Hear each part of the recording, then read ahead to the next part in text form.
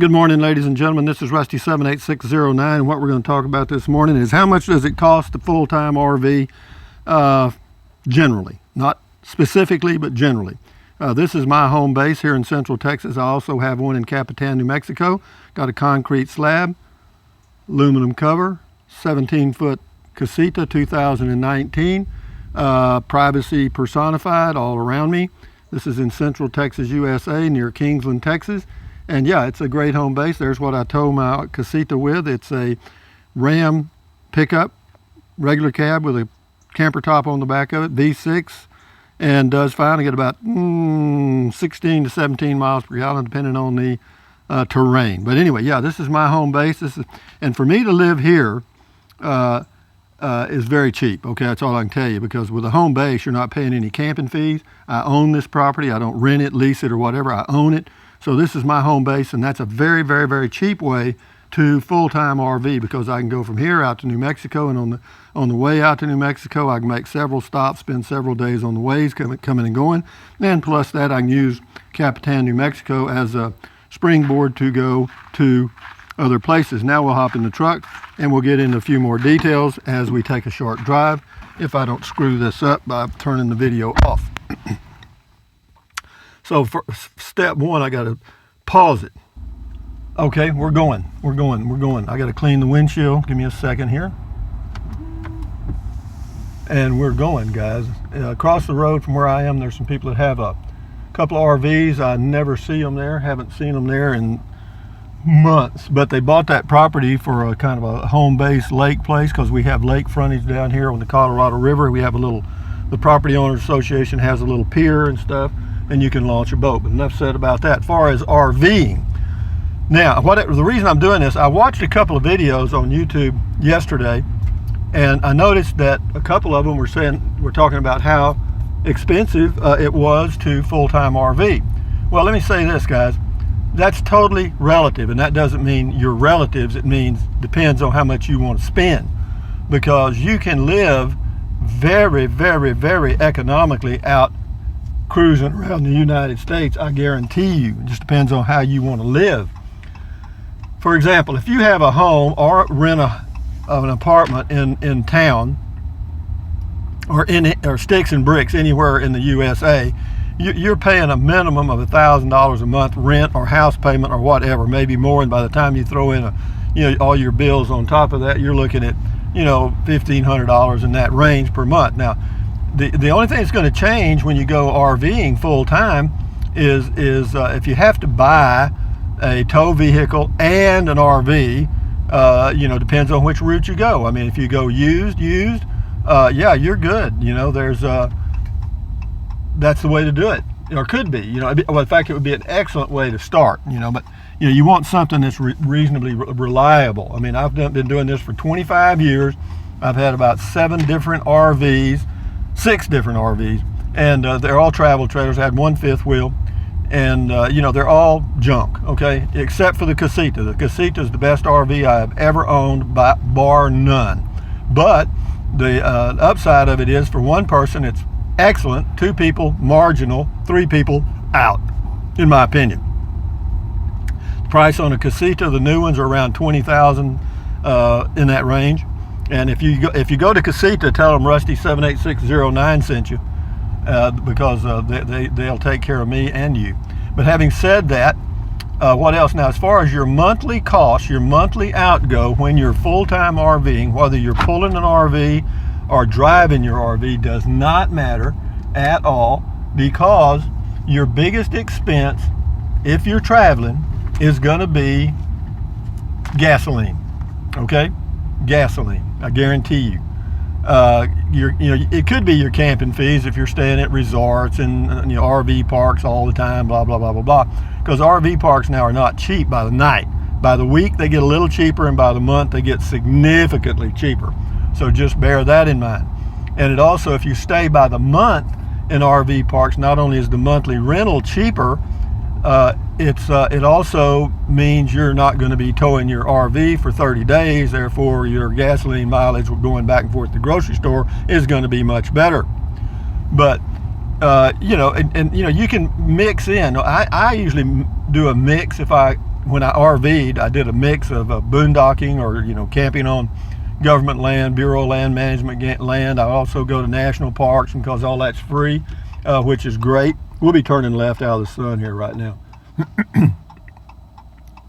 I mean, it looks like a traffic jam coming here. We got 3 cars in the whole county, and all 3 of them are right here. So here we go. This is Park Road 4. We're going to go right by Inks Lake State Park.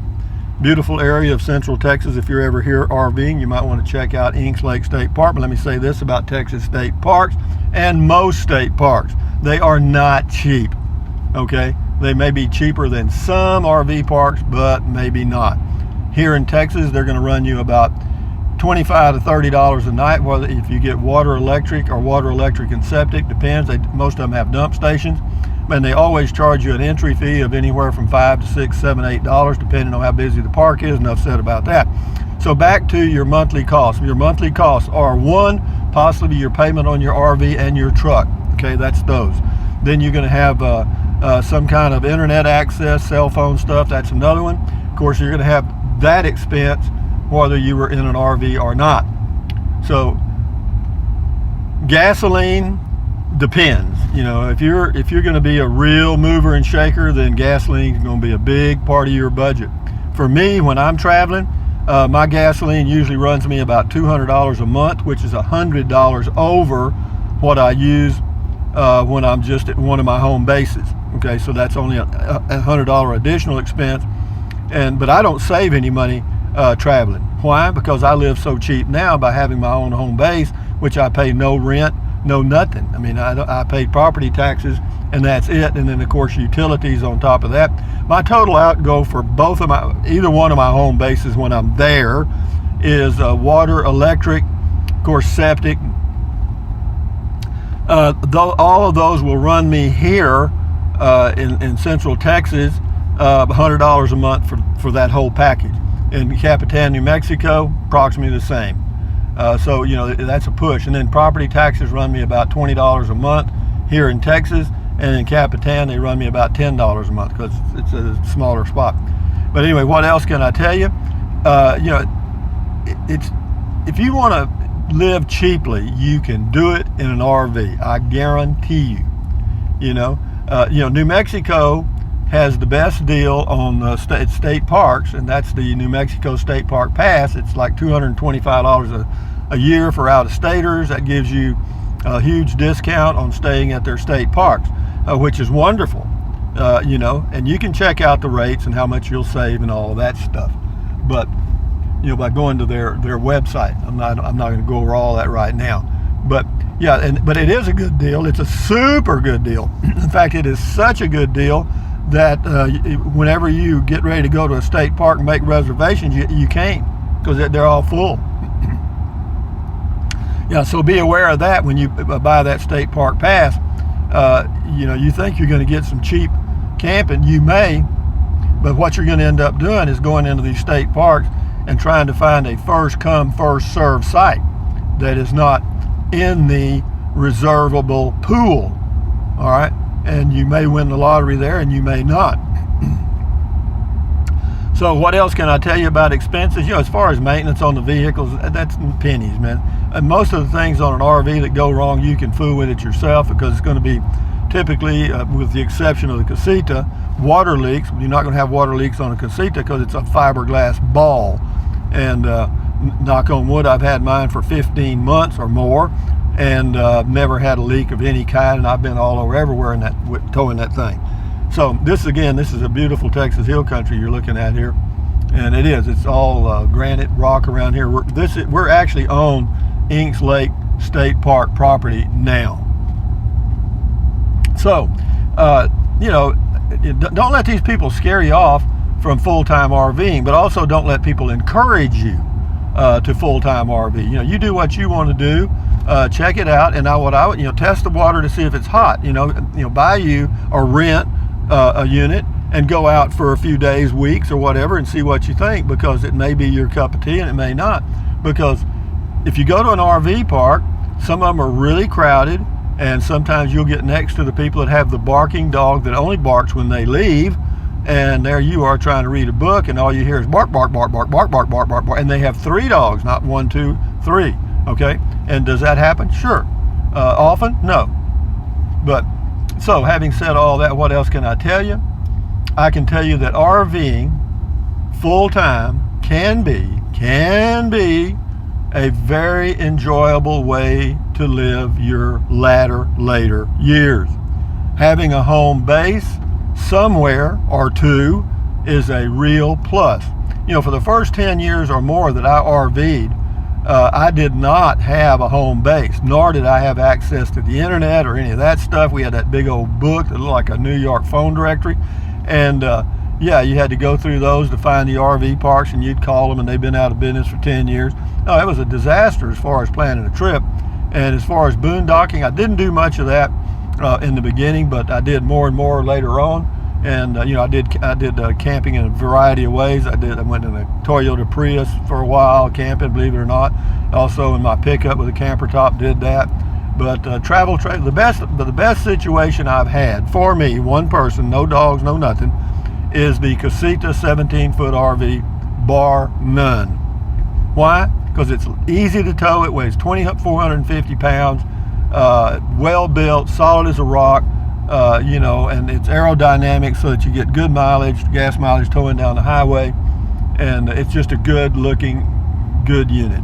The others I've had were, you know, the aluminum siding and all that kind of stuff, and you know, you get what you pay for sometimes, or no, you don't get what you pay for. You don't even get that. But think about it, you know, and you know, you can sit down with a pencil, make a friend of pencil and pen. You know, sit down and say, okay. You know, we're going to do, you know, there's all kind of RV clubs and groups. You know, you got Good Sam, and they've got others, you know, that you can, you know, go free camping in different sections of the USA that are good deals. They got all kinds of different programs you can try, all kinds. And, you know, you can do a budget based on what that is and see how that'll work for you. And different parts of the country have different prices for RV parks, state parks, etc., national parks. And, you know, as far as boondocking, I would say, you know, be careful, you know, because, you know, it's free, okay? But, you know, free is free. You know, you go out boondocking somewhere, number one, you got to find it, okay? That's not always the easiest thing in the world. And the second thing is sometimes the roads are roads from hell, okay? And that's a national forest, and that's also on Bureau of Land Management land. Yeah, it's a great place to go camp, got a beautiful view, plenty of privacy. However, you can't get there. Or you can get there, but you can't get out if it rains. Not a great deal, right? But, you know, cost, I think you're a winner by RVing versus a sticks and bricks home for a lot of reasons. But having a home base where you can park your RV in a community and know your way around and make things predictable is very helpful. But a lot of people do that now by going out to Quartzsite, Arizona in the winter, and since they've been there so many times, all of that BLM land out there, the Bureau of Land Management land, is basically their home base. You know, they've been there so many times, it's like their quote home base. And then they have other places they go in the summer when it gets hot. A lot of them go up around Flagstaff because that's a good place to go. Unfortunately, because it's a good place to go, it's very crowded. And so that's another thing you run into. Quartzsite, Arizona is crowded. All that area around Tucson and Quartzsite is pretty busy during the winter. And but you know, you just pick a direction and go.